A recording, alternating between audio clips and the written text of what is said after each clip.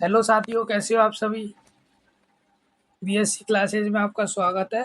Last video में हमने zoology की सेकंड सेमेस्टर की सेक्शन ए की चारों यूनिट कंप्लीट कर ली थी, जिसमें हमने integumentary system, skeletal system, digestive system और रेस्पिरेटरी सिस्टम के बारे में जाना था। आज हम बीएससी की सेकंड सेमेस्टर के दूसरे सेक्शन की फर्स्ट यूनिट सर्कुलेटरी सिस्टम के बारे में जानेंगे, जिसमें हमने दो टॉपिक के बारे में पढ़ना है, धमनी और महाधमनी के चापों का विकास। तो चलिए शुरू करते हैं आज की जर्नी को एक नई ऊर्जा के साथ। Evolution of art and aortic arches. Circulatory system. परिसंचरण तंत्र वह तंत्र है जो शरीर के सभी भागों तक रक्त, ऑक्सीजन, पोषक तत्व तथा अन्य पदार्थ पहुंचाता है तथा CO2 एवं अपचित पदार्थों को हटाता है। परिसंचरण तंत्र के मुख्यतः निम्न भाग पाए जाते हैं: हार्ट, ब्लड और ब्लड वेसल्स। हार्ट यह एक मांसल, खोखला और अनैच्छिक अंग है। यह शरीर में पंप की तरह कार्य करता है तथा पूरे शरीर में रक्त का संचार करता है। स्तनधारियों में हृदय वक्ष गुहा में दोनों फेफड़ों के बीच मध्य स्थान में स्थित होता है। मानव का हृदय लगभग मुट्ठी के बराबर का होता है। Evolution of heart. विकास क्रम के दौरान वर्टिब्रेट्स में हृदय सरल से जटिल होता है। मुख्य उद्देश्य: ऑक्सीजन युक्त एवं ऑक्सीजन रहित रक्त को अलग करना, रक्त संचार की दक्षता बढ़ाना। विकास क्रम: स्पीशीज में 2 हार्ट, एम्फीबियन में 3 हार्ट चैम्बर्स, रेप्टाइल्स में 3 हार्ट और एक अनविकसित एबीज में 4 चैम्बर और मैमल्स में 4 चैम्बर। विकास क्रम के दौरान प्रमुख परिवर्तन: मछलियों में 2 कक्षीय हृदय, एक परिसंचरण तंत्र केवल अशुद्ध रक्त में बहता है। उभयचरों में 3 कक्षीय हृदय, आंशिक मिश्रण, दोनों प्रकार का रक्त उपस्थित होता है। सरीसृपों में निलय में पूर्ण विभाजन होता है। मगरमच्छ में 4 कक्षीय हृदय पूर्ण विकसित पाया जाता है। पक्षियों एवं स्तनधारियों में पूर्ण 4 कक्षीय हृदय होता है। शुद्ध और अशुद्ध रक्त पूर्णतः अलग होता है। सबसे अधिक कार्यक्षम परिसंचरण तंत्र होता है। हृदय के विकास के महत्व: शरीर को अधिक ऑक्सीजन मिलती है, रक्त का मिश्रण समाप्त होता है, ऊर्जा उत्पादन बढ़ती है, सक्रिय जीवन एवं उच्च उपापचय संभव होता है। पक्षी एवं स्तनधारियों में शरीर तापमान बनाए रखने में सहायता मिलती है। Evolution of vertebrate chart. Species में वर्टिकल और एओर्टम होती थी। एम्फीबिया में वेंट्रिकल, राइट एट्रियम और लेफ्ट एट्रियम। रेप्टाइल्स में राइट एट्रियम, लेफ्ट एट्रियम और वेंट्रिकल राइट और लेफ्ट, लेकिन अविकसित। बर्ड्स और मैमल्स में पूर्णतः right atrium, right ventricle, left atrium और लेफ्ट वेंट्रिकल चारों पूर्व विकसित पाए जाते थे। Evolution of heart in different vertebrates. Vertebrates में हृदय का विकास सरल से जटिल रूप में हुआ है। जैसे जैसे जीवों का विकास हुआ, हृदय के कक्ष बढ़ते गए और रक्त परिसंचरण तंत्र प्रभावी होता गया।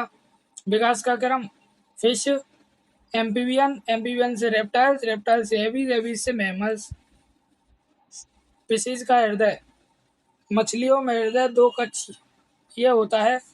इसके मुख्य भाग हैं सीनस, वेनस, शिराकोश, एट्रियम और ventricle, Cornell Atreus, bulbs. Note: कार्यात्मक कक्ष केवल एक एट्रियम और एक वेंट्रिकल माने जाते हैं। रक्त का प्रवाह बॉडी से सीनस वेनसस, फिर एट्रियम, फिर वेंट्रिकल, फिर कोनस एट्रिसस, फिर वेंट्रिकल एओर्टा, गिल्स, फिर बॉडी में रक्त प्रवाह होता है। मछलियों में सिंगल सर्कुलेशन होता है। जब रक्त एक पूर्ण चक्र में केवल एक बार हृदय से गुजरता है उसे एकल परिसंचरण तंत्र कहते हैं। केवल अशुद्ध रक्त हृदय में बहता है। शुद्ध रक्त हृदय में वापस नहीं आता। सबसे सरल प्रकार का हृदय मछलियों का पाया जाता है। एम्फीबिया एम्फीबिया का एग्जाम्पल फ्रॉग। उभयचरों में 3 कक्षीय हृदय होता है। इनका मुख्य भाग sinus venosus, right atrium, left atrium, single ventricle, truncus arteriosus यानी एट्रिया, 2 एट्रिया और एक वेंट्रिकल। इनका रक्त प्रवाह अशुद्ध रक्त बॉडी से राइट एट्रियम में होता है। शुद्ध रक्त लंग्स से लेफ्ट एट्रियम में। दोनों एट्रियल से रक्त एक ही वेंट्रिकल में जाता है। वेंट्रिकल एक ही होने के कारण शुद्ध एवं अशुद्ध रक्त का आंशिक मिश्रण होता है। उभयचरों में इनकम्प्लीट डबल सर्कुलेशन पाया जाता है। जब रक्त एक चक्र में 2 बार हृदय में गुजरता है तो उसे अपूर्ण द्विगुण परिसंचरण कहते हैं। इनकम्प्लीट डबल सर्कुलेशन 3 कक्षीय हृदय होता है। आंशिक रक्त मिश्रण होता है और भूमि एवं जल दोनों जीवों के लिए उपयुक्त है। रेप्टाइल्स का हार्ट सरीसृपों का हृदय। सरीसृप वे कशेरुकी जीव हैं जो मुख्यतः भूमि पर रहते हैं तथा फेफड़ों द्वारा श्वसन करते हैं। इनका हृदय उभयचरों की अपेक्षा अधिक विकसित होता है तथा पक्षियों एवं स्तनधारियों की अपेक्षा कम विकसित होता है। एग्जाम्पल लिजार्ड, छिपकली, सांप, कछुआ और मगरमच्छ, क्रोकोडाइल। अधिकांश सरीसृपों में 3 कक्षीय हृदय होता है। इसमें राइट एट्रियम, लेफ्ट एट्रियम और एक वेंट्रिकल उपस्थित रहता है, लेकिन यह वेंट्रिकल उभयचरों की तरह पूरी तरह एक कक्ष नहीं होता। सरीसृप के वेंट्रिकल में पूर्ण विभाजन पाया जाता है। इस कारण वेंट्रिकल 3 भागों में विभाजित दिखाई देता है। कोवम एट्रियोसम यहाँ मुख्यतः ऑक्सीजन युक्त रक्त रहता है। कोवम वेनोसम यह मध्य भाग है जहां दोनों ओर से आने वाला रक्त नियंत्रित रूप से आगे बढ़ता है। कोवम पल्मोनिल यह मुख्यतः अशुद्ध रक्त रहता है। रक्त प्रवाह अशुद्ध रक्त बॉडी से राइट एट्रियम में और शुद्ध रक्त लंग्स से लेफ्ट एट्रियम में। दोनों एट्रिया से एक रक्त वेंट्रिकल में पहुंचता है। वेंट्रिकल के अपूर्ण विभाजन के कारण रक्त का मिश्रण बहुत कम होता है। यह एम्फीबिया की तुलना में अधिक प्रभावी परिसंचरण प्रदान करता है। सरीसृपों में इनकम्प्लीट डबल सर्कुलेशन होता है।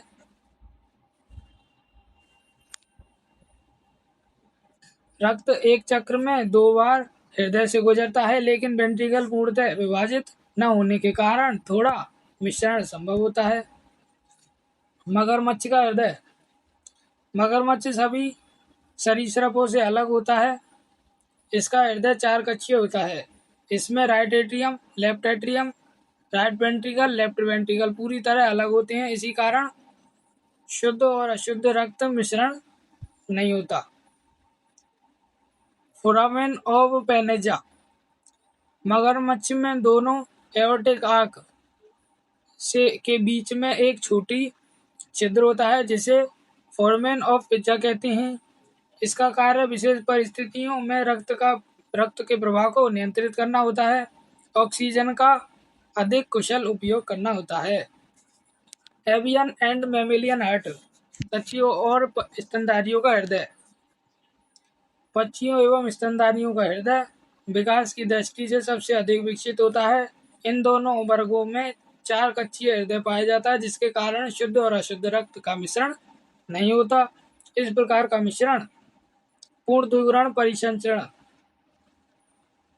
कहलाता है। हृदय की स्थिति, स्तनधारियों एवं पक्षियों में हृदय बक्षु गुहा में दोनों फेफड़ों के बीच तथा मध्य स्थान में स्थित होता है। हृदय को पेरिकार्डियम यानी हृदयवरण नामक दोहरी झिल्ली घेरे रहती है। पेरिकार्डियल फ्लड हृदय को घर्षण से बचाता है। बाह्य संरचना, हृदय शंक्वाकार यानी कॉन्सेप्ट एवं मासल होता है। इसके मुख्य भाग एपेक्स हृदय का नुकीला और निचला भाग है, यह बाईं ओर झुका रहता है। बेस आधार ऊपरी चौड़ा भाग है, यहीं से बड़ी कोशिकाएं निकलती हैं। आंतरिक संरचना, हृदय में कुल 4 कक्षीय होती हैं। 4 कक्ष होते हैं। राइट एट्रियम शरीर से आने वाला शुद्ध रक्त ग्रहण करता है। लेफ्ट एट्रियम फेफड़ों से आने वाले शुद्ध रक्त ग्रहण करता है। राइट वेंट्रिकल अशुद्ध रक्त को फेफड़ों तक भेजते हैं। लेफ्ट वेंट्रिकल यह शुद्ध रक्त को एओर्टा द्वारा पूरे शरीर में भेजता है। इसकी दीवार सरल मोटी है क्योंकि इसे पूरे शरीर में उच्च दाब से रक्त भेजना होता है। वाल्व्स, वाल्व रक्त को केवल एक दिशा में प्रवाहित होने देते हैं तथा उसे वापस लौटने से रोकते हैं।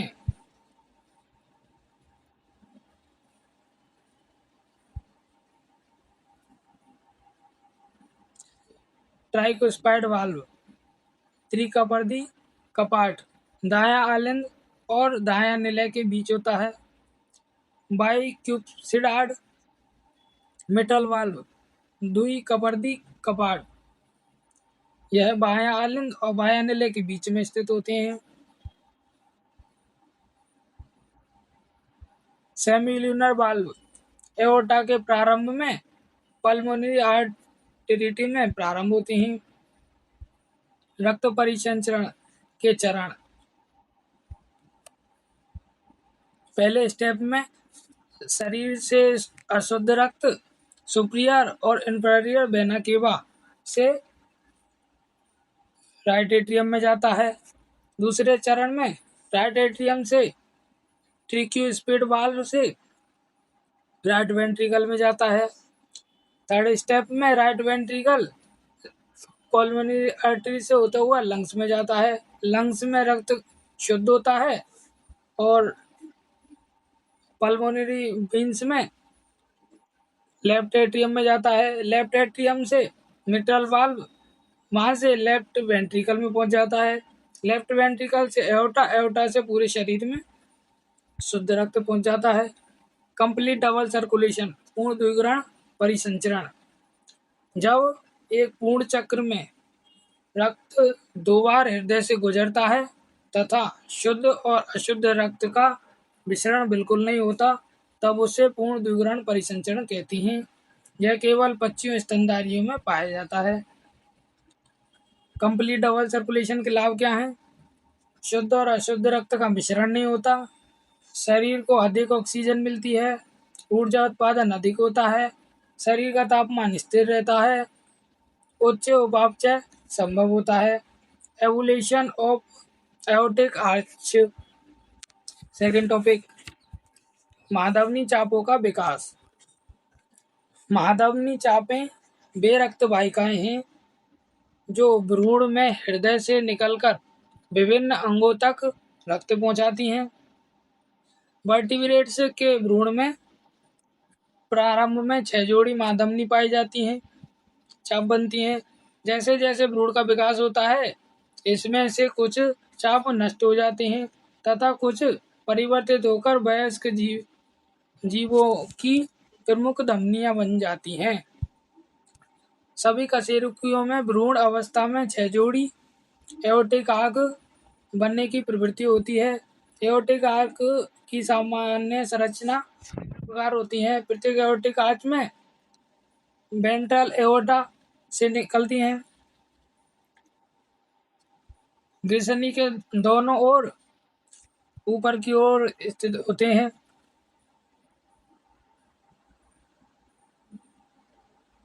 ग्रीसनी के दोनों ओर ऊपर जाती हैं। पृष्ठ महाधमनी से मिल जाती है।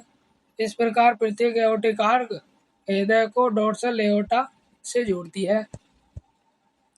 Aortic arch 6 first, second, third, fourth, fifth, sixth aortic arches. Last को पल्मोनरी आर्चेस भी कहते हैं। विभिन्न कशेरुकों में के आर्चेस स्पीशीज में मछलियों में सामान्यतः फर्स्ट और सेकंड आर्क लुप्त हो जाती हैं।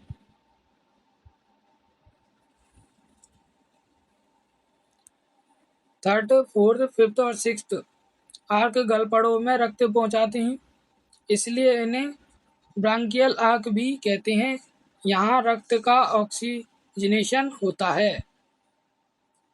एम्फीबियंस उदाहरण फ्रॉग। उभयचरों में थर्ड आर्क सिर और मस्तिष्क को रक्त पहुंचाती है। फोर्थ आर्क पूरे शरीर को रक्त पहुंचाती है और सिक्स्थ आर्क फेफड़ों एवं त्वचा तक रक्त पहुंचाती है। थर्ड आर्क कैरोविड आर्क से बनती है। फोर्थ आर्क साइटेमिक आर्क से बनती है और सिक्स्थ आर्क पोल्मोक्यूटेनस आर्क से बनती है। रेप्टाइल्स में आर्क सरीसृपों में थर्ड आर्क कैरोटिड आर्क बनती है। फोर्थ आर्क सिस्टेमिक आर्क बनती है, जिससे राइट और लेफ्ट दोनों पीछे जाकर मिलती हैं। सिक्स्थ आर्क पल्मोनरी आर्क बनाती है। एबीज में थर्ड आर्क कैरोटिड आर्क बनाती है। फोर्थ आर्क सिस्टेमिक एओर्टा बनाती है। सिक्स्थ आर्क नष्ट हो जाती है। फोर्थ लेफ्ट आर्क नष्ट हो जाती है और सिक्स्थ आर्क पल्मोनरी आर्टरी बनाती है। मैमल्स में मनुष्य सहित सभी स्तनधारियों में थर्ड आर्क कैरोटिड आर्टरी बनाती है और left fourth arc aortic arch बनाती है, जिसे महाधमनी कहते हैं। राइट फोर्थ आर्क अधिकांश भाग नष्ट हो जाते हैं। सिक्स्थ आर्क पल्मोनरी आर्टरी बनाती है। एओर्टिक आर्च के विकास का महत्व। विभिन्न कशेरुकियों में रक्त परिसंचरण को अधिक प्रभावी बनाना, फेफड़ों के विकास के साथ नई धमनियों का निर्माण करना, सिर, शरीर एवं फेफड़ों के लिए अलग अलग रक्त आपूर्ति विकास विकसित होना, उच्च विकसित जीवों में कंप्लीट डबल सर्कुलेशन को संभव बनाना। थैंक्स।